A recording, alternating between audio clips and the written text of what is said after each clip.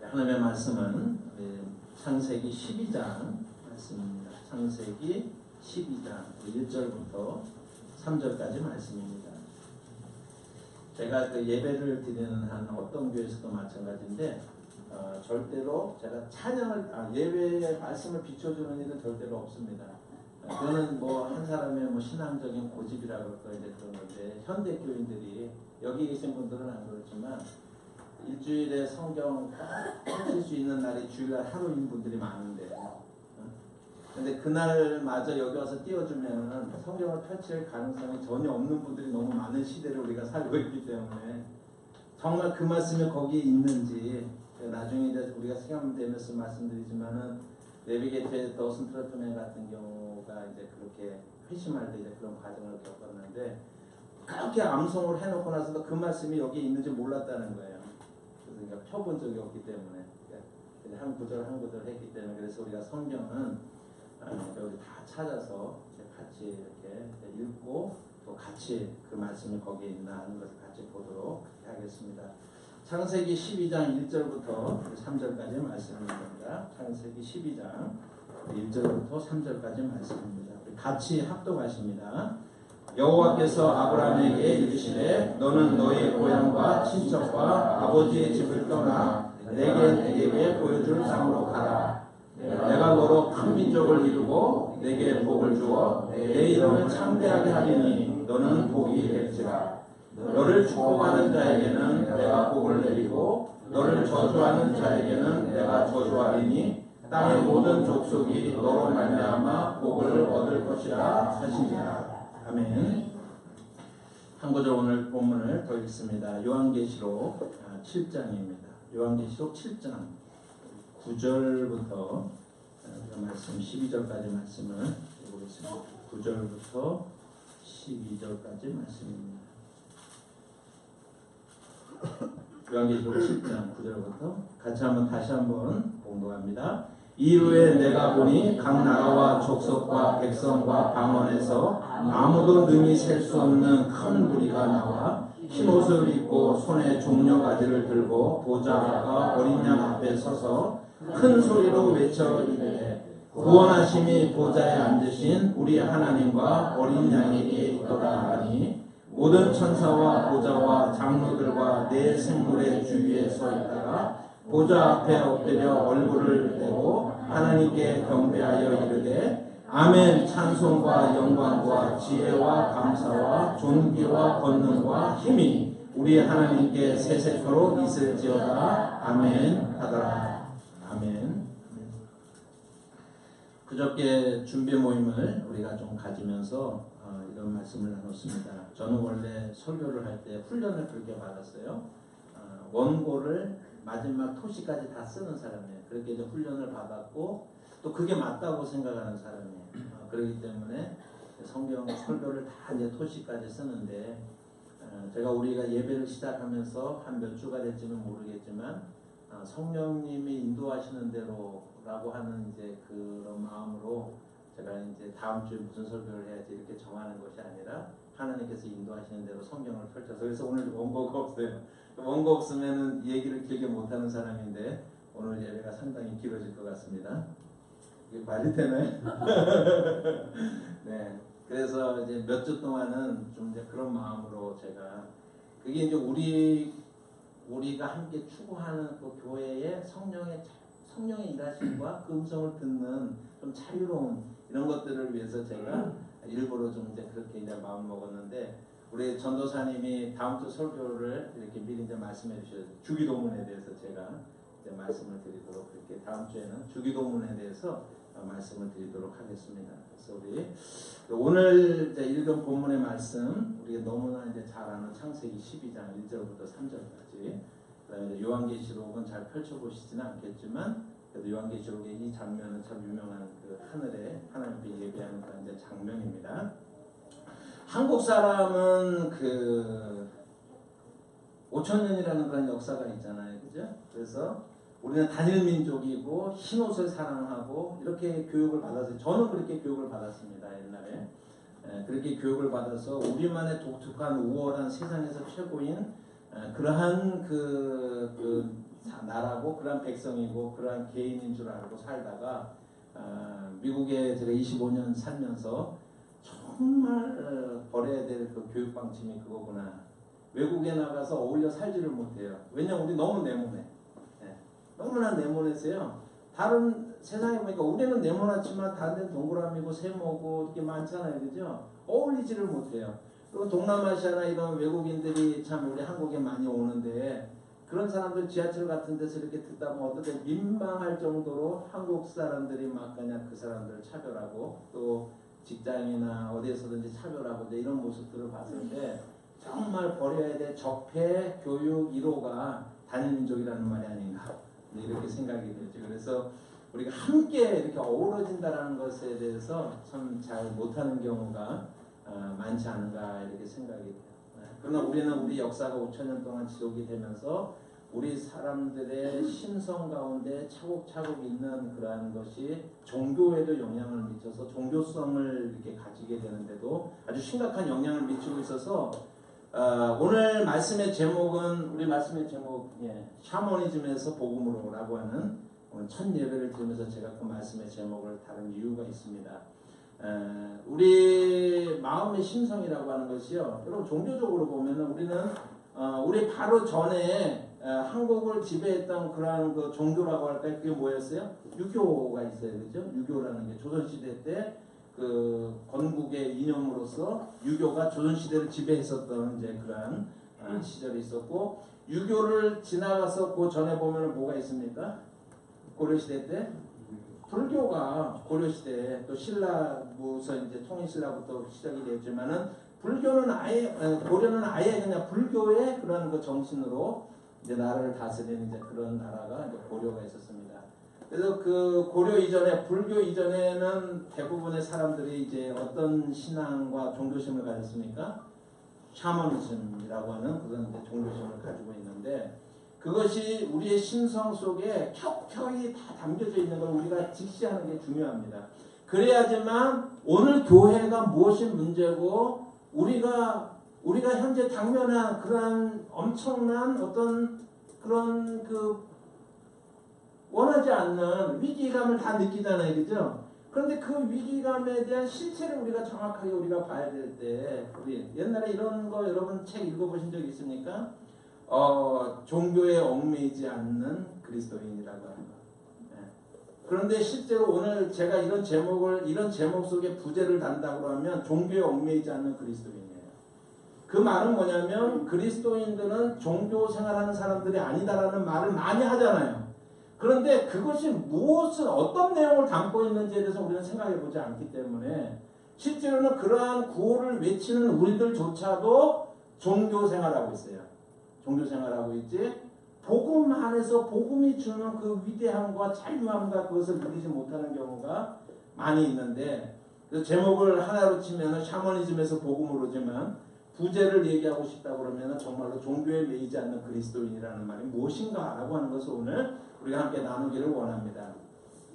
우리 인간의 우리 한국 사람들의 심성을 보면은요, 우리 안에 한꺼풀을 이렇게 양파 껍질로 치면 한꺼풀을 싹 벗겨보면은 우리 크리스천들 얘기합니다. 한꺼풀을 벗겨보면 뭐가 나오냐면 유교가 나와요. 그 예가 뭐예요? 교회에서 목사, 장로, 집사는 서열이 아니라 하이어르키즘의 어떤 그 위계와 어떤 서열이 아니라 하나님의 부르심이다. 각각의. 그래서 그것에 있어서 권위의 차이가 있거나 어떤 직분의 높낮이가 있는 것이 아니다라고 아무리 가르쳐도 교회에서 그게 소용이 있어요, 없어요? 아무리 가르쳐도 안 되는 거예요. 왜 그런지 아십니까? 우리가 교육받고 우리 심성 속에 유교 그러면은 첫 번째가 뭐예요? 장유유서예요. 우아래를 구분하고 또 임금과 신하를 구분하고 하는 모든 걸 신분을 차별하고 구분하는 게 유교잖아요. 그것으로부터 유교가 나오잖아요. 그러니까 교회 안에서 아무리 복음으로 자유하십시오라고 얘기를 해도 장로 되려고 어떻게 됩니까?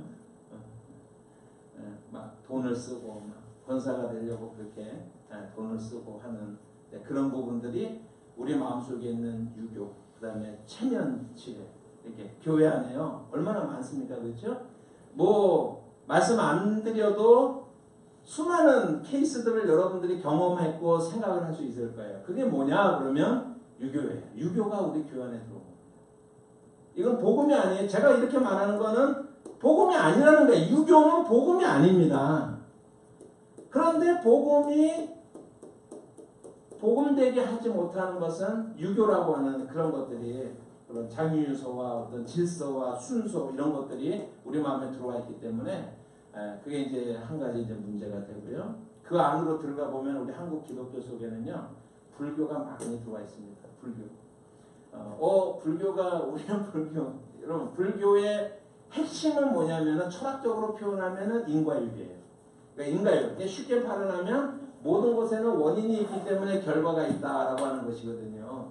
그건 불교입니다. 원인이 있기 때문에 결과가 있어요. 불교는 원래 인도 종교의 개혁교예요. 개혁파예요. 인도 종교의 개혁파입니다. 인도라는 나라가 처음에 이제 생겨났을 때 우리가 알지만은 인도에 원주민들이 있었는데 아리안족이라고 하는 백인 계통의 그런 민족들이 쳐들어와 가지고 그 나라를 지배하면서 인도 땅을 다스리기 시작을 했거든요. 그런데 그 사람들이 그 이제 상층부를 이룬 그 백인처럼 생긴 그 지배자들이 피지배층을 다스리는 그런 방법으로 만들어낸 게 브라만교예요. 그러니까 인도의 그 힌두교의 출발은 정치적입니다. 그래서 위에 있는 그런 정복자들이 그 하층민들을 다스리기 위한 그런 그 철학적인 그런 방법으로 그 다스리는 정치의 어떤 그 방법으로 브라만교를 만들어냈는데, 그 브라만교가 주장하는 바는 뭐냐면 오늘 여러분들은 다 전생에 있어서 무엇인가가 잘못했기 때문에 우리의 지배를 받고 있는 거예요.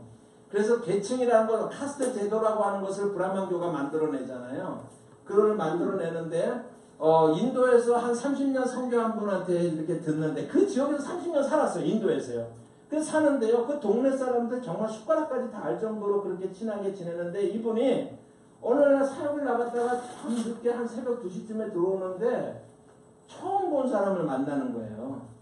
저 사람이 누군지 몰랐었던 거예요. 그런데 알고 봤더니 이 사람은 새벽 2시부터 5시 사이에만 다닐 수 있는, 그러니까 우리는 카스트 제도 그러면은 4개만 알고 있잖아요. 그죠? 4개만 알고 있는데, 제도가 알고 있는데, 실제로는 그 카스트의 계급이라는 게 1000개 이상의 계급이 있는 거예요. 그러니까는 새벽 2시부터 5시까지만 다닐 수 있는 거예요. 그 사람들은 바이샤 중에서도 가장 천민이 이제 그런 사람들이잖아요. 그러니까 이 선교사님이 그 사람을 볼 수 있는 기회가 전혀 없었던 거예요. 그런데 그것을 다 수능합니다. 그러면 인도에 가서 인도의 영성을 이야기하는 사람일수록요, 그 어떤 깊은 곳에 이렇게 빠져들어가는 그런 것들이 있는데, 그게 핵심이 뭐냐면 수능이에요. 수능. 그렇게 다 받아들이는 거예요.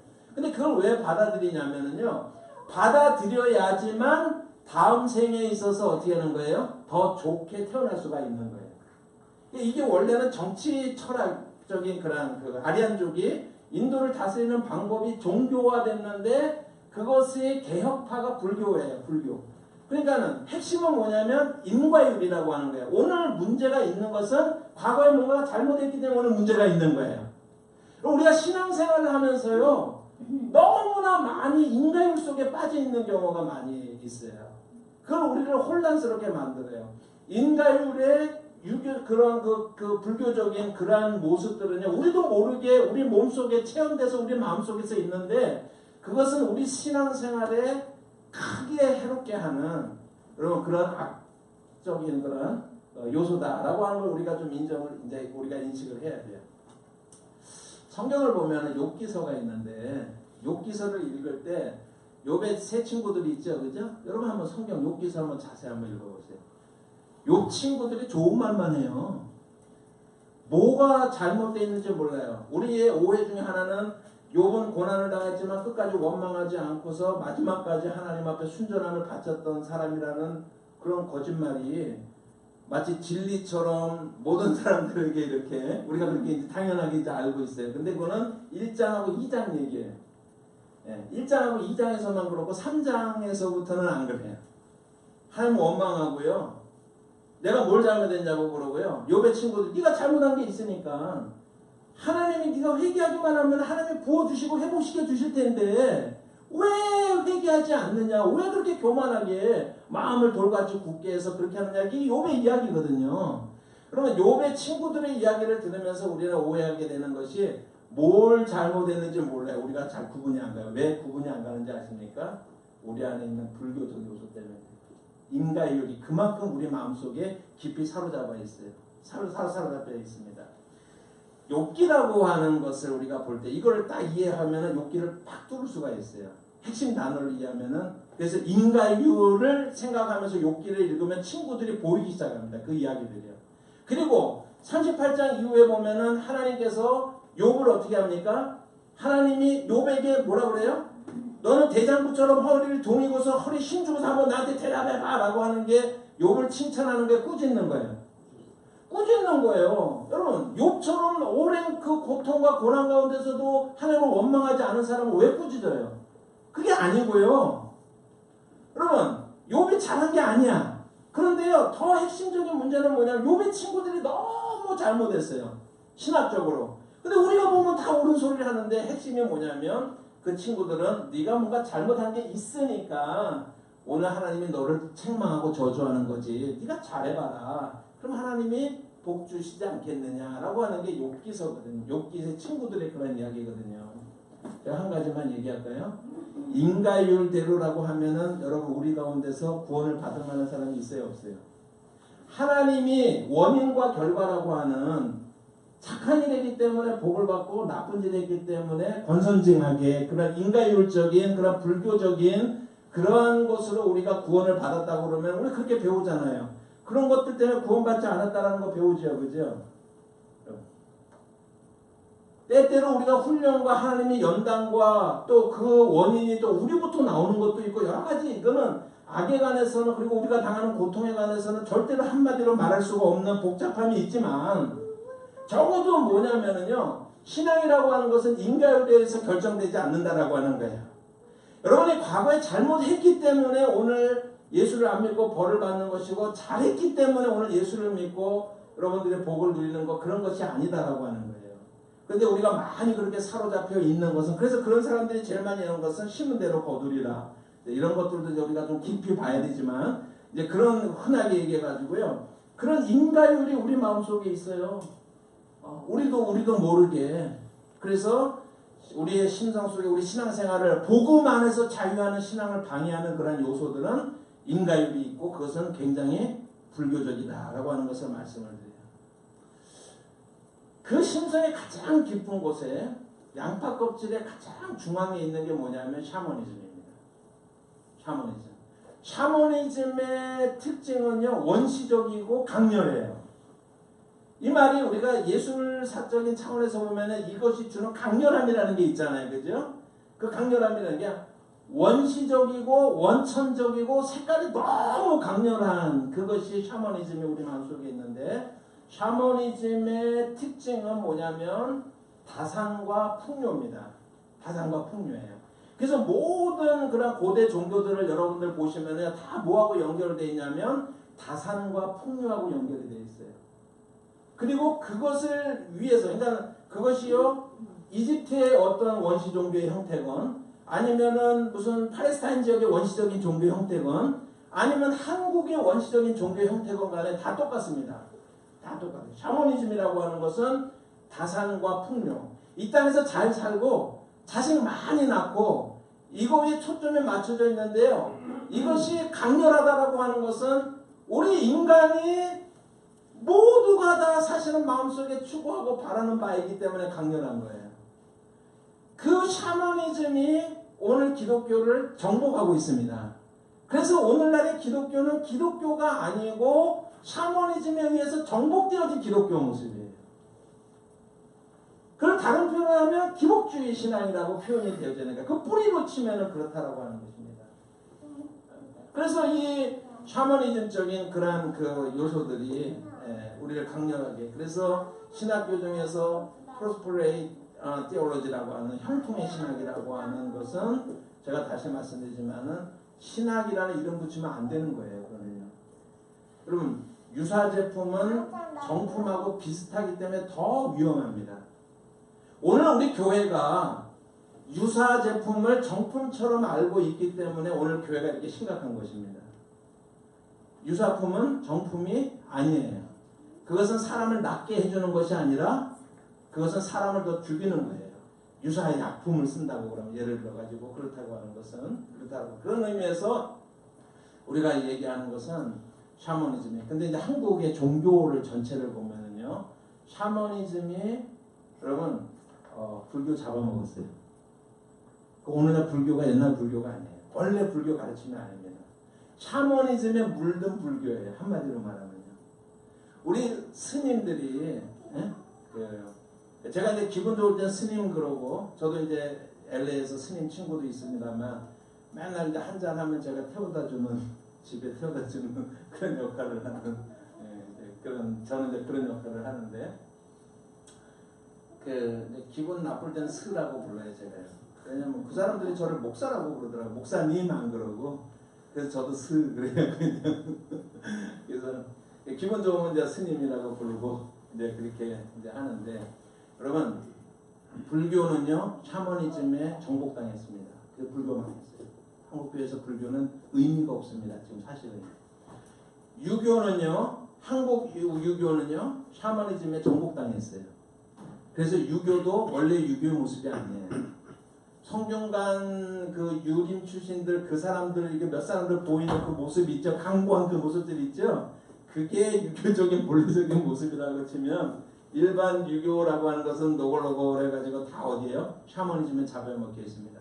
한국 교회 기독교 샤머니즘에 정복당해 있습니다. 완전히요. 네.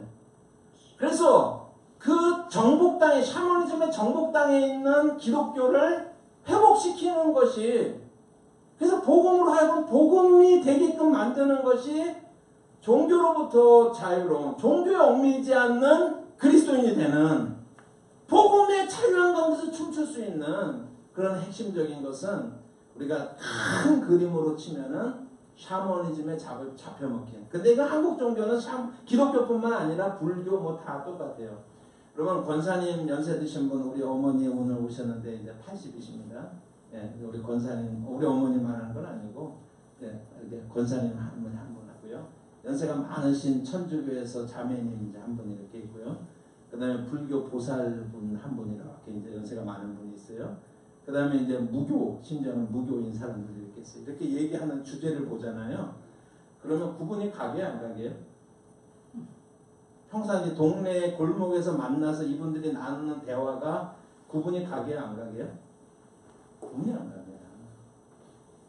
구분이 안 가요. 지향이 같아요. 그러면. 그러니까 무슨 종교를 가지고 있는지만 모르면 똑같은 얘기 하는 거예요. 네. 그게 오늘 우리의 모습이다라고 하는 것을. 제가 이제 교회로 들어오고 기독교로 들어와서 또 이렇게 성경을 통해서 이렇게 여러분들과 이 본문의 말씀을 가지고 나누려고 합니다. 창세기 12장을 여러분들이 읽고서 여러분들이 첫 번째 이제 본문을 읽었을 때 인상은 뭐예요? 우리가 갈 바를 알지 못하고 지금 가잖아요. 그죠? 그러니까는 갈 바를 알지 못하고 가면서 순종하면서 우리가 나아갔을 때 하나님이 어떻게 해주실 거라는 기대를 가지고요. 하나님이 정말 아브라함의 믿음의 조상이 된 것처럼 우리로 하여금 그러한 조상이 돼서 새 일을 이루는데 하나님께서 우리로 하여금 갈 바를 알지 못하지만 갑시다 라고 제가 설교할 거라고 기대하신 분들은 오늘 잘못 기대는 거예요. 그런 내용이 아니라는 것입니다. 여러분 굴이 복잡한 굴이 있다고 칩시다. 많은 사람들이 신앙생활을 하는데 굴 속에서 헤매고 있어요. 들어가기는 해서 어떻게. 근데 굴 속에서 헤매고 있어요. 이렇게 헤매고 있어요. 여러분 굴 밖에서 이렇게 볼 때는요. 굴에 입구가 있고 굴에 출구가 있습니다. 그렇죠? 그래서 들어갔다가 나올 수가 있는데요. 많은 경우에 오늘 기독교가 굴 속에서 헤매고 있는 거예요. 어디가 나가야 되는지 몰라요. 성경은 하나님의 구원에 관한 관심이 그리고 그 계획을 우리들에게 전달해주는 하나님의 용어로 우리 인간의 용어로 하나님의 계획을 전달해주는 그러한 것이 성경이거든요. 그렇죠? 근데 많은 경우 우리에게 있어서 성경이라고 하는 것은 소원 수리책 이상을 넘어가지 못합니다. 소원이 있을 때 한번 펼쳐봐서 그 속에서 하나님이 어떤 큐티를 통해서 응답하셔서 그래서 그 하나님의 뜻을 깨닫고 그런데 그건 소원술에 불과하죠. 하나님의 관점으로 성경이 있는 것이 아니다라고 하는 것입니다. 저도 80년대 때 초반에 기도원에도 이제 많이 갔고 제가 삼각산 기도원파입니다. 삼각산 기도원파인데 제가 한 몇 년 전에 미국에서 어떤 목사님을 사귀게 됐는데 제가 삼각산 열심히 갔다고 그러니까 그분도 삼각산 열심히 갔다고 그래요.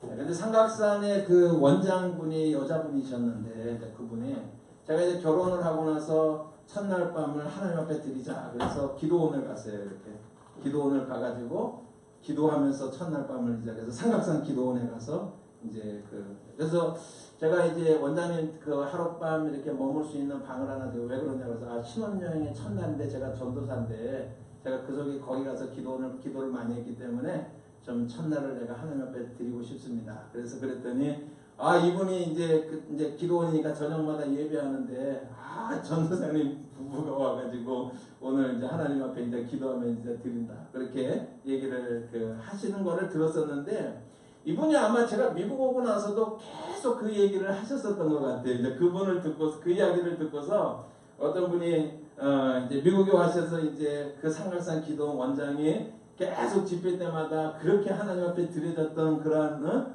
그 전도사가 참 열심히 전도사가 있었다라고 얘기를 하는데 그게 저였거든요. 그래서 정말 얼마나 그렇게 이제 금식도 많이 하고 그래서 저는 지금도요 금식하고 나면 떠오르는 게 뭐냐면 삼각산 기도원 그러니까 어떨 땐 기도원으로 가고 어떨 땐 산골짜기로 가는데 그 갔다가 이제 금식을 하고 내려올 때 보면은요 꼭 밑에 밥풀떼기 이렇게 둥그런 거 이만하게 말아갖고 파는 사람이 있었어요. 그러니까는 기도할 때 방해받으면 저는 항상 그 생각이 나요. 이 밥풀떼기 이렇게 크게 뭉쳤던 거 이런 것들 그런 거 생각나는데 그렇게 하면서 기도하면서 그 당시에는 그렇게 하는 건 줄 알고요. 여러분 이제 내려올 때 마지막 날 되면 하나님 앞에 예배를 드리고 감사하고 난 다음에 하나님 이번 금식에 하나님 어떤 말씀을 주시겠습니까? 제가 펼쳐가지고 이쪽에서부터 5절 안에 응답을 주시옵소서 이렇게 이제 하는 거예요. 그래서 성경을 가지고 딱 해가지고 펼쳐가지고 여기서부터 옛날에 이제 2단으로 이렇게 돼 있잖아요. 빨간게 이쪽에서부터 5절 읽었는데요. 저는 그런 경험이 없지만 어떤 분이 그런 얘기를 하더래요. 나가서 죽어라 그런 말이 있더래요. 저는 그런 경험을 직접 해보지는 못했어요. 그래서 이건 아니잖아요. 금식했는데 그래서 저도 그렇지만 이럴 때는 있었어요. 제 마음에 안 들어 이게 이 응답이 제 마음에 안 들어요. 그래서 하나님 한 번 더 기회 드릴게요. 누가 누구한테 기회를 줘요? 네? 제가 하나님 앞에 기회를 한 번 드리는 거예요. 그래서 한 번 더 하나님 이번에는 이쪽에 밑에 견에 이쪽서부터 5절 안에 하나님 응답하소서. 이건 제가 경험한 것은 아니고 부흥사라는 얘기를 들었는데 그랬더니 하나님 응답하시기를 빨리 시행하라. 그렇게 이제 시행하라는 거예요. 예, 저는 뭐 죽어라 빨리 시행하라를 경험해 본 적은 없지만 제가 나중에 어떤 복음에 대해서 깨닫고 나서 제 신앙생활이라는 것을 돌아봤을 때 결국에는 거기에 머물러 있구나. 하나님의 말씀이 소원수리책에 불과했구나 나한테 라고 하는 것을 어느 날 깨닫게 되었다라고 하는 것입니다. 그러면 이 말씀이 무엇인가 라고 하는 것을 우리가 나누는데 여러분 우리가요 출구를 잘 알고 그러니까 입구를 잘 알고 출구를 잘 알아야 되는데 창세기 12장 1절부터 3절은요 입구예요. 입구. 성경 전체 입구입니다. 요한계시록 7장에 있는 이 말씀은 출구와 마찬가지예요. 그래서 그런 의미에서 제가 입구와 출구를 얘기하는 것은 뭐를 얘기하냐면 성경이 무슨 말씀인가 성경이 무엇을 기록하고 있는가라고 하는 것을 말씀드리는 거랑 마찬가지예요. 성경이라는 전체가 출구가 있고 복잡한 굴속이 있고 그 다음에 입구가 있고 출구가 있는데 창세기 12장 1절부터 3절까지는 출구에 입구에 해당하고 계시록 7장에 있는 이 말씀은 출구에 해당한다. 그래서 입구하고 출구를 잘 이해하게 되면 성경을 우리가 어떻게 되는 거예요 이제요? 중간에 해석이 필요하고 도움이 필요하고 신학이 필요하고 그런 부분이 있을 수는 있지만은 여러분 적어도 입구를 이해하고 출구를 이해하게 됐을 때 성경을 가지고 딴짓은 안 한다는 거예요. 딴짓은 할 수가 없게 된다는 거예요. 그러면 그 입구가 무엇이고 그 입구를 우리가 어떻게 오해하고 있고 그 출구를 우리가 어떻게 오해하고 있는지라고 하는 것을 우리가 오늘 함께 이제 말씀을 이제 나누려고 그래요. 여러분 이 말씀들을 보시면은 창세기 12장 1절부터 3절까지의 말씀 그러면 여러분들이 앉아가지고 서론 본론 결론 다 내릴 수 있을 거예요. 그죠? 왜냐하면 워낙 많이 들었기 때문에. 그러니까는 시작만 하면 벌써 좋을 준비가 되어 있는 구절이 창세기 12장 1절부터 3절까지 말씀이겠지만 그럼 이 말씀은 전혀 그런 말씀이 아니다. 그리고 창세기 12장 1절부터 3절까지의 말씀의 성취가 요한계시록 7장에서 우리가 나오고 있는데 그러면은 그 말씀의 의미가 무엇인가라고 하는 것을 우리가 함께 오늘 그 말씀을 통해서 우리가 함께 봅니다. 그럼 창세기 12장은 다시 읽을 필요도 없을 정도로 우리가 잘 알고 있는 말씀인데요. 여러분 이 말씀은 우리가 갈 바를 알지 못하고 하나님 앞에 순종하면 하나님이 우리에게 복을 주시고 우리 자녀들이 잘 되는 복을 주시고 우리를 누가 걸기적거리게 하면은 여러분 하나님께서 어떻게 해요? 예?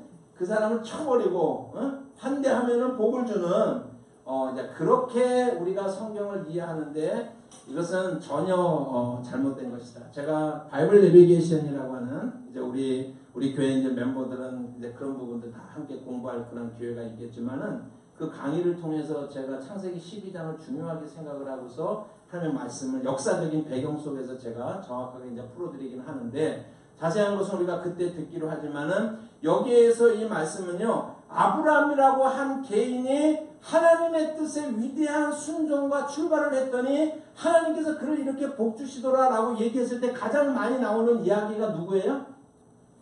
아브라함이 많이 나와요. 아브라함이 많이 나와요. 그게 성경을 잘못 해석하는 출발점이나 마찬가지다라고 하는 거예요. 단추를 잘못 끼는 거라고 하는 거예요. 창세기 12장을 읽어서도 우리에게는요 아브라함이 아니라 하나님이 보여야 돼요. 그런데 아브라함이라고 하는 사람이 하나님의 영광이 가려져 있어요. 지금요. 그 계획과 불러내신 분이 하나님이심에도 불구하고 그 속에서는 사실은 누구를 얘기하고 싶으냐면은 본인을 얘기하고 싶은 거예요. 본인이 아브라함처럼 되기를 원하는 그런 마음 때문에 아브라함이 커지는 거예요. 그래서 아브라함처럼 순종하면 하나님은 자동 머신처럼 밴딩 머신처럼 그렇게 우리에게 콜라를 누르면 콜라를 내려오게 하고 사이다를 누르면 사이다를 내려오게 하는 그러한 오해를 우리 창세기 12장 1절부터 3절까지 이렇게 하고 있는데 절대 이제 그런 말씀이 아니다라고 하는 것을 우리 창세기 12장 3절 말씀 한번 볼까요? 창세기 12장 3절 말씀에 핵심은 뭐냐면 하나님의 구원의 계획이 이 속에 담겨져 있는데 여러분 여기 말씀에 3절의 말씀에 보시면 너를 축복하는 자에게는 내가 복을 내리고 너를 저주하는 자는 내가 저주하리니 땅의 모든 족속이 너로 말미암아 뭘 얻을 거라고요? 복을 얻을 것이다 라고 얘기했어요. 저를 보시면 우리 복 다 좋아해요. 굉장히 복을 좋아합니다. 그런데 문제는 뭐냐면 아브라함이 BC 20세기 정도라고 하면 지금부터 4,000년 전의 사람인데 그러면 그때 복이라고 하는 단어를 우리는 어떻게 했냐면 BC 2000년이면은 어느 시대냐면 수메르라고 하는 시대거든요. 그럼 그런 생각 해보셨어요? 수메르라고 하는 시대. 아카드가 있고 수메르가 잠깐 동안 복원했다가 바벨론이 있었고 아시리아가 있었고 또 바벨론이 복원됐다가 페르시아가 있고 그러니까는 얼마나 역사를 켜켜이 들어가서 이렇게 저기 옛날 얘기잖아요. 그죠? 옛날 얘기인데 우리는 그런 고려를 한 번도 안 하고 복이라는 단어가 나오니까는 그걸 갖다가 쭉 끌어다가 뭐라서요? 여러분 우리 현실 세계에 적용하는 거예요. 복이라는 단어를 적용하는 거예요. 이 복이라는 말의 의미를 한 번도 생각하지 않고 그냥 복이라고 하는 단어를 왜냐면 우리는 이미 샤머니즘에 의해서 정복당할 준비가 되어 있는 사람들이잖아요. 우리는요. 그러면 그 단어가 우리를 춤추게 만드는 거예요. 아멘하게 만드는 겁니다. 여러분 그런데 그런 내용이 아니고 나중에 이제 그 강의를 하겠지만은 이것이요 갈라디아서 이렇게 쭉 나가면요 여기서 말하는 복은 예수 그리스도를 말합니다. 이게요. 이 복은 예수 그리스도. 그러니까 3절을 다시 보면요 너를 축복하는 자에게는 내가 복을 내리고 너를 저주하는 자에게는 내가 저주하리니 땅의 모든 족속이 너로 말미암아 복을 얻을 것이다 라고 이렇게 말했는데 이 복이라고 하는 것이요 지금 다 설명을 할 수는 없지만 구원의 복을 말합니다. 구원의 복을 말합니다. 이 복이 여러분, 그런데 여기서 말하는 너라고 하는 것은 아브라함을 말하는 것이고 아브라함의 이제 자손을 통했는데, 계시라고 하는 것이 조금씩 진전이 이루어지는데, 22장의 말씀을 보시면, 창세기 22장의 말씀을 보시면 한번 17절 18절의 말씀을 보십시다. 아브라함에게 하나님이 언약하신 5번 중에서 이제 한 번, 그 중에 또 이제 한 번인데, 창세기 12장에 처음 말씀하셨고 또 5번 말씀하시는데, 총 18절의 말씀, 17절의 말씀을 보면 이렇게 말합니다. 내가 이게 이제 이삭을 제단에다 이제 바치고 난 다음에 하나님께서 아브라함에게 말씀하시는데, 내가 내게 큰 복을 주고 내 씨가 크게 번성하여 하늘의 별과 같고 바닷가의 모래와 같게 하리니 내 씨가 그 대적의 성문을 차지하리라. 또 내 씨로 말미암아 천하 만민이 복을 받으리니 이는 내가 나의 말을 준행하였다. 그래서 씨로 말미암아 천하 만민이 복을 받는다. 창세기 12장 3절의 말씀이 다시 한번 반복되고 있잖아요. 그런데 이 내용이 다릅니다. 17절에 있어서 17절의 말씀에 나타나는 씨라고 하는 것은 복수예요. 원어상으로 복수입니다. 그냥 그 자손들이 많아질 거예요. 복수입니다. 그런데요, 17절에 나와서 씨라고 하는 것이 2번 나오는데 그건 다 이제 복수인데요. 18절에 내 씨로 말미암아는 단수입니다. 이게 단수예요. 이게요, seed, one seed를 말하는 거예요. 여러분, 그런데요, 이제 창세기 12장에서 말씀하시고서 22장에서 계시를 진전시켜서 하나님이 말씀하신 하나님의 계획은 뭐냐면, 하나님께서 아브라함의 자손들이 많게 해줄 거예요. 복수예요. 복수로 많게 해줄 건데, 그 중에서 여러분, 오늘 성경에서 말씀하고 있는 것은 여기 18절에서 말씀하고 있는 것은 그 중에서 특별히 한 시드, 한 후손, 누구를 말하는 거예요? 벌써 나오죠? 예수를 말하는 거예요.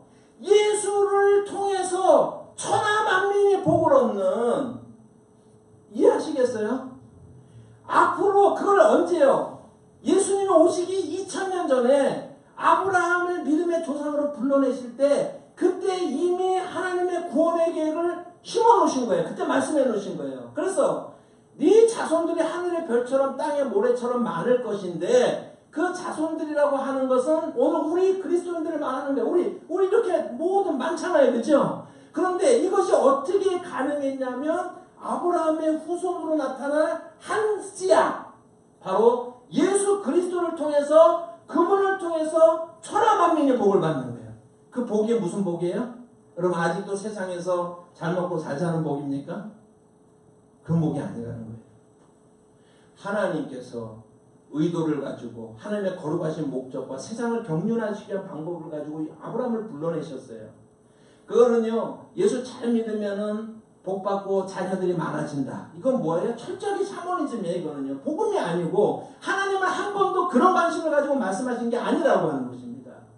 그래서 예수 그리스도라고 하는 그러한 한 씨앗을 통해서 모든 민족의 구원을 받는, 이것은 마태복음 28장에 나와 있는 것처럼 여러분, 위대한 하나님의 그 명령에 해당하는, 너는 가서 모든 족속으로 제자를 삼아 아버지와 아들과 성령의 이름으로 세례를 주고 내가 너에게 가르쳐 준 바 모든 것을 가르쳐 지키게 하라고 하시는 그 지상 명령에, 여러분, 그것의 아브라함판이 창세기 12장 1절부터 3절까지 말씀이라고 하는 것입니다.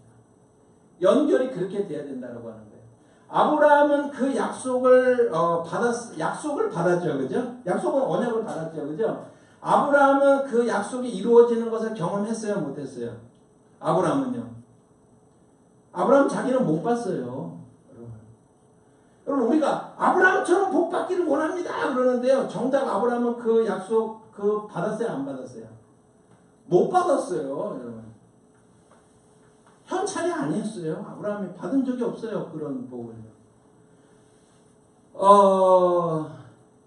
히브리서 12장 말씀 한번 보시면요. 히브리서 12장 말씀.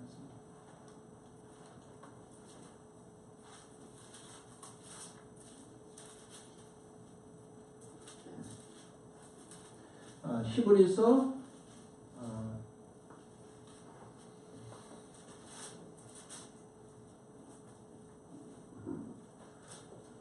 12장이고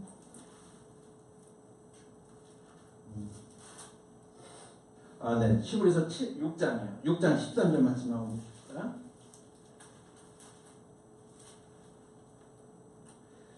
히브리서 6장 13절부터 15절까지 제가 읽어볼게요. 하나님이 아브라함에게 약속하실 때 가르쳐 맹세할 자가 자기보다 더 큰 이가 없으므로 자기를 가르쳐 맹세하여 이르시되 내가 반드시 너에게 복주고 복주며 너를 번성하게 하고 번성하게 하리라 하셨더니 아브라함이 그 약속 주셨죠. 그죠? 그가 이와 같이 오래 참아 약속을 어떻게 했다고 그랬어요? 약속을 받았다라고 그랬어요. 여러분 그런데요. 그 오래 참는 것은 얼마만큼 오래 참은 거냐면요. 아브라함이 죽고 나서도 오래 참아서예요. 그러니까 아브라함이 오래 참아서라고 하는 것은 하나님이 아브라함에게 복 주시겠다고 말씀해서 자식들이 많아지고 다 세상에서 형통하게 살고 부자로 살고 그런 약속이면 오래 참을 필요가 없죠. 아브라함이. 여기서 말하는 것은 왜 오래 참을 필요가 있냐면 하나님의 경륜의 때가 예수 그리스도는 2000년 후에 오실 거예요. 하나님이 처음부터 작정하신 거였어요. 그래서 아브라함은 그리고 이삭은 그리고 야곱은 오래 참을 필요가 있어요. 그런데 오래 참으면서도 그들의 믿음이 약해지지 않았던 거예요. 누구를 향한 믿음이요? 예수 그리스도가 오실 것이라고 하는 그 믿음이 약해지지 않았어요. 오래 참아서 받았습니다. 언제 받았는지 아세요? 계시록 17장에서 받은 거예요. 계시록 7장 말씀은 이제 우리가 아까 읽은 본문의 말씀 한번 보실까요? 7장의 말씀. 7장 말씀 한번 보십시다. 9절의 말씀입니다. 7장 9절의 말씀 보시면 이 일 후에 내가 보니 각 나라와 족속과 백성과 방언에서 뭐라고 그랬어요?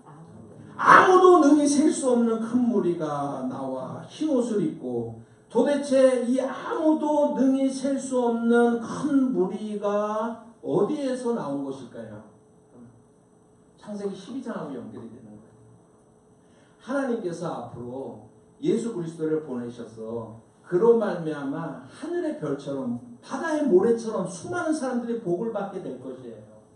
그 말씀이 아직까지 이루어지지 않았지만 그러나 이 계시록에서 요한은 미리 보았는데 여러분 하늘의 영광 가운데서요 이 셀 수 없는 수많은 무리들이 나와서 하나님 앞에 영광을 돌려드리는데 이 존재들은 바로 아브라함에게 말씀하신 창세기 12장의 성취라고 하는 것입니다. 이 땅의 물질적인 보여지는 세상의 것에 의한 것이 아니고 여러분 영원한 하나님의 나라에서 구원받을 하나님의 백성의 숫자가 셀 수 없는 무리가 나왔어요. 이게 하나님의 약속의 성취인 것입니다. 그런데 이 사람들이요 뭘 어떻게 하고 있냐면요 나왔는데 하나님을 찬양하는데 어떻게 찬양하고 있어요? 손에 모았다고요? 흰옷을 입고 라고 얘기했죠. 그죠? 흰옷을 입고 흰옷을 입은 이유는 14절입니다. 내가 말하기를 내 주여 당신이 아시나이다 하니 그가 나에게 이르되 이는 큰 환난에서 나오는 자리인데 어린 양의 피에 그 옷을 씻어서 희게 하였느니라. 그러면 종말에 영원한 하나님의 나라 속에서 우리가 흰옷을 입는 것은 우리의 죄가 그리스도의 보혈로 씻기웠기 때문에 흰옷을 입는 자들이 되는 거예요. 우리가. 그래서 흰옷을 입는 자들이 뭐를 하고 있어요? 성경 9절의 말씀에 보시면 뭘 하고 있어요? 뭘 들고요? 종려가지를 들고서 보좌 앞과 어린 양 앞에 섰다고 그랬어요. 종려가지를 들었어요. 여러분 소나무 들면 안 됐나요? 어떻게 생각하세요? 성경에 보니까 종려나무가 많이 나와요. 그죠? 예수님의 마지막 예루살렘 입성하실 때도 뭘 들었어요? 종려나무 들었구나. 그러니까 종려가지 들었구나. 종려나무 들었구나. 이렇게 막연하게 문화적으로만 생각하면 안 되고요. 이 말씀은 출구예요. 이렇게 말씀드리죠. 결론부예요. 이 말씀은요. 여러분 여기서 종려나무를 드는 것은 구약적 배경 속에서 종려가지를 드는 것입니다. 스가랴서를 우리가 이해를 할 때 스가랴서는 초막절이라고 하는 것을 절기하고 굉장히 연결이 되어 있어요. 스가랴서는 초막절하고 연결이 되어 있는데 이 초막절의 유대인들의 믿음은 뭐냐면 스가랴서 우리 한 구절만 성경 더 찾을까요? 스가랴서 12장 한번 보십시다. 스가랴서 12장.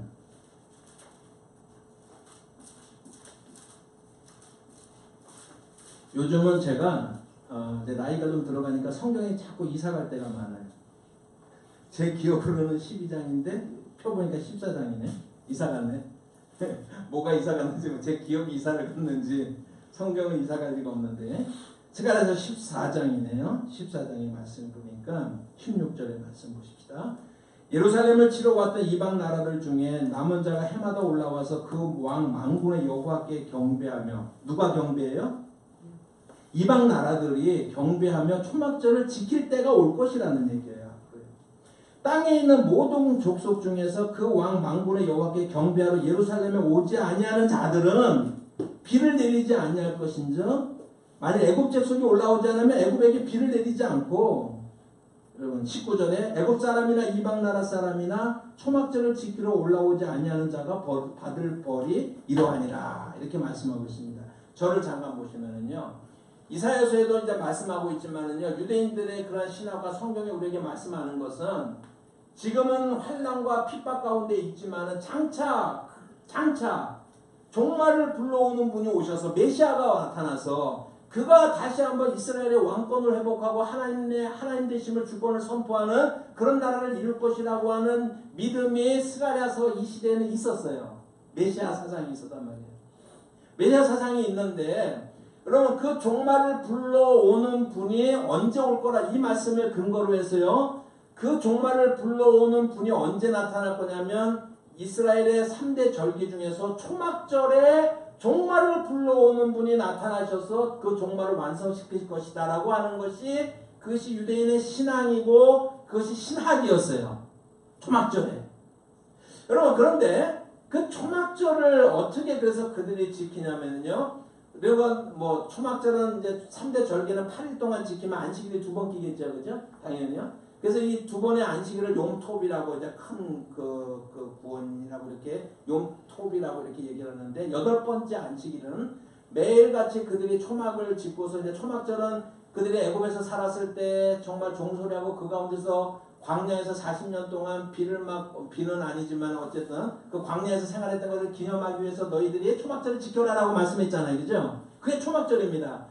근데 그 초막절을 때면은 유대인들이 어떻게 하냐면요, 지붕 위에다가 초막을 짓는데, 그 초막에는 그 지붕에다 초막을 짓고 지붕에다가는요 하늘의 별이 3개 정도 보일 수 있는 구멍을 만들게 돼 있어요. 하늘의 별이 한 3개 정도 보일 수 있는. 그 왜냐하면 그들이 광야에서 집도 없이 그런 가운데서 하나님의 은혜로 살았다라고 하는 것을 기념하고 기억하게 하기 위해서 한 별이 3개쯤 보이는 이제 그런 것을 짓게끔 만들었거든요. 그렇게 이제 초막을 짓습니다. 그리고 나서 그 안에서 그들이 밥을 먹습니다. 8일 동안. 밥을 먹는데 잠은 안 자도 돼요. 그런데 정말 경건한 사람 유대인들은 그 안에서 잠도 자요. 그래서 잠을 자고, 그리고 매일 가서 하나님 앞에 예루살렘에 가서 예배를 드리는데, 예루살렘 인구가 예수님 당시에 평상시에는 한 2만 5천 명 정도 사는 인구인데, 초막절 같은 데는요 한 20만 명이 모여듭니다. 그러니까 얼마나 그 길이나 모든 것들이요 그냥 이렇게 어깨를 닫고 갈 정도로, 그게 초막절이라고 하는, 유대인들에게 가장 중요한 그런 6월절과 더불어서 가장 중요한 그런 절기인데, 이때가 되면 이 의미가 중요한데, 마지막 날 8번째 욤톱에 그들이 예배를 드릴 때 어떻게 예배를 드리냐면은, 이제 제사장이 제단 위에다가 소를 잡아가지고 이렇게 딱 올려놓잖아요. 그럼 다른 때는 거기다가 포도주를 부어가지고 아주 좋은 포도주를 붓는데, 마지막 8번째 날에는요 물을 붓습니다. 물을 붓는데 그냥 물을 붓는 것이 아니라, 대제사장이 이제 준비가 딱 되면은요, 아까 초막을 짓는데, 그 초막을 짓는 나무가 정해져 있어요. 레위기에 보면 딱 정해져 있습니다. 그래서 도금양 나무라고 하는 거고, 에트로고나무라고 하는 거고, 종려나무까지 하고, 그 다음에 버드나무까지 하고, 이 4가지를 가지고서 이 4가지 나무로 초막을 짓게 돼 있거든요. 그래서 이제 초막을 짓는데, 그리고 나서 이제 초막을 짓고 살면서 하나님 앞에 예배를 드리다가, 그 마지막 날에 제사를 드릴 때 제물을 올려놓고 나서요, 그냥 거기다가 물을 붓는데 그냥 하는 것이 아니라, 준비가 딱 되면은 찬양팀이, 그 레위인들이 찬양을 부릅니다. 찬양을 부르는데, 그 이사야서 12장 4절인가요? 지금 구원의 우물들에서 물을 기르리라라고 하는 찬양을 그들이 은나파를 부르면서 찬양을 부르는 거예요. 그러면 대제사장이 금 항아리를 가지고서 그 물을 기르기 위해서 쭉 예루살렘 성전에서 쭉 내려오면 제일 밑에 실로암이라고 하는 풀장처럼 생긴 그 예루살렘 사람들이 다 먹고 사는 그러한 그 수원지라고 할 수 있는 그 풀이 있거든요. 그럼 거기까지 쫙 내려가는데 연도에 사람들이요 정말 발 디딜 틈 없이 20만 명이 모여 있는 상태예요 지금요. 그런 상태에서 쫙 해가지고 그 구원의 물에 실로하면서 물을 길어가지고 제사장이 가지고 올라오는 거예요. 올라오면은요, 그러면 거기다가 이제 물을 딱 붓기 전에 그들이 다시 한번 하나님 앞에 찬양을 합니다. 시편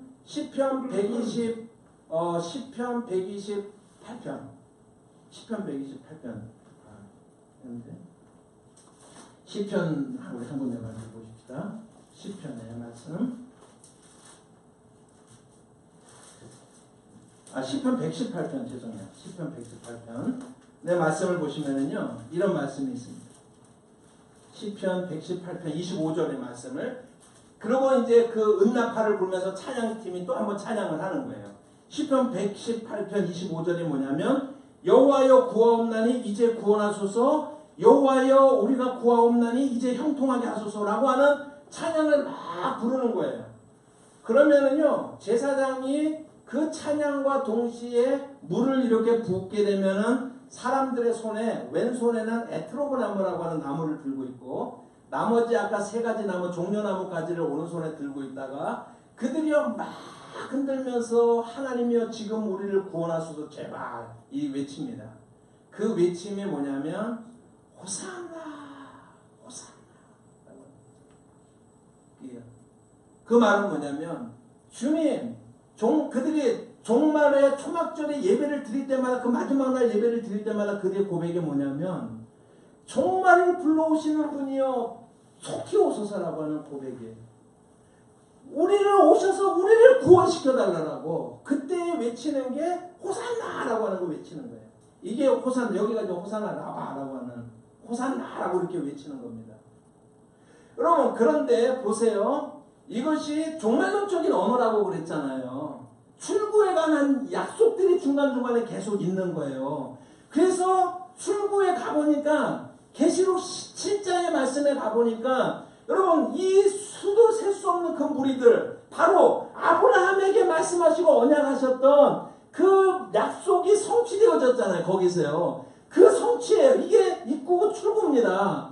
그런데 그들이 뭘 흔들고 있어요? 종려가지 나무를 흔들고 있다라고 하는 것은 뭘 말하냐면 언약적 성취가 이루어졌다. 하나님은 말씀하신 대로 그리고 종말을 불러오는 그 종말에 유대인들이 믿었던 것처럼 초막절에 종말을 불러오는 이의 종말이라고 하는 것이 예수 그리스도의 사역을 통해서 이루어지는 그 사역을 통해서 이 마지막에 그 언약들이 성취되었다라고 하는 그래서 그들이 찬양을 하는데 찬양의 내용이 달라요. 조금 달라.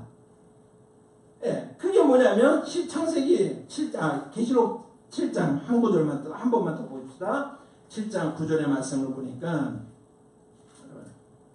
9절에 이 일 후에 내가 보니 각 나라와 족속과 백성과 방언에서 아브라함의 언약이 성취 아무도 능히 셀 수 없는 그래서 아브라함이 오래 참았던 그 언약이 성취되었어요. 하나님의 주권 가운데서. 그런데 그들이 나와서 손에 종려가지를 흔들고 이게 바로 하나님께서 말씀하신 것처럼 초막절에 종말을 불러오는 하나님의 아들이 오셔서 종말을 이 땅에 가지고 올 것이다라고 하는 그 말씀이 성취되었다라고 하는 것을 이 종려가지를 흔들었다는 한마디가 성취라고 하는 것을 보여주는 거예요. 이게 상징적인 그런 종려나무라고 하는 것을 통해서 보여주는 거예요. 그런데 그들이 외치는데 10절에 우리 같이 한번 읽어보십시다. 시작. 큰 소리로 외쳐 이르시되 구원하심이 보좌에 앉으신 우리 하나님과 어린 양에게 있도다라고 얘기합니다. 여러분 저를 보시면 그 이전의 모든 말씀의 과정에서는 뭐냐면요. 주여 우리를 구원하소서라고 하는 미래에 일어날 사건에 대한 요청이에요. 일어났어요? 아직 안 일어났어요? 일어나지 않았어요. 그러나 이 종말에 하나님의 나라에서 불려질 그 찬송에는 뭐라고 얘기했어요? 이루어질 구원을 찬양하고 있는 거예요? 아니면 이루어진 구원을 찬양하는 거예요? 이루어진 과거의 구원. 이미 그리스도를 통해서 이루신 거예요. 이미 이루어진 것을. 그래서 역사가 하나님의 경륜 가운데서 이렇게 종말을 맞이하고 이렇게 끝이 날 것이다. 하나님이 아브라함에게 말씀하시던 그 말씀이 어떻게 성취될 것이냐. 그 중간에 그들은 초막절에, 가장 중요한 초막절에 종말을 기대하는 마음으로 예배를 드리면서 주여 지금 우리를 구원해 주세요 라고 했지만 12장에서는 창세기 7장에 요한계시록 7장에서 12장에서 말씀하신 그 수많은 수를 셀 수 없는 무리들이 모여서 이미 하나님께서 말씀하신 대로 이루어진 그 하나님의 성취된 그 약속대로 이루어진 그 구원을 받은 자들이 모여서 구원해 주세요라고 노래하는 것이 아니라 구원하심이 어린 양에게 있도다라고 선포할 날이 있을 것이다 라고 한다. 아멘? 이게 성경의 관심이고 성경의 얘기다. 그리고 우리가 첫 번째 예배를 드리면서 성경의 입구가 뭐고 출구가 뭔지 여러분 그 얘기를 하죠. 여러분 누가 계획하셔요? 하나님, 그리스도께서. 누가 위대하셔요? 그리스도가, 하나님. 여러분 우리가 이 사실을 우리가 고백하면서 우리가 오늘 첫 예배를 시작하지만 우리가 하나님께서 존재하도록 허락하시는 동안에 우리는 이 사실 안에 매여 있고 오직 이 사실만을 자랑할 수 있는 그런 저와 여러분이 되시기를 주님의 이름으로 축복합니다. 기도하겠습니다. 하나님의 위대하신 구원의 그 서사실을 저희들이 참여할 수 있는 영광을 입었습니다. 우리를 부르셨습니다. 그 일을 위해서 우리를 쓰시기를 원하십니다. 그 가운데 우리가 아멘하는 저희가 되어지게 하여 주시고 하나님 이미 승리는 우리의 것인데 이 땅에 사탄의 작은 것 때문에 유혹을 받고 넘어지고 무너질 때가 많은 저희들인 것을 고백합니다. 그러나 우리가 종려가지를 들고 그 천군 천사와 함께 우리도 함께 부활되어진 그런 영광스러운 몸을 입고 종려가지를 들고 하나님의 구원하심을 찬양하고 즐거워하고 기뻐할 그 하나님의 약속이 이루어지는 그날을 생생하게 소망하며 저희도 오늘도 나아가게 하옵소서. 우리를 붙드소서.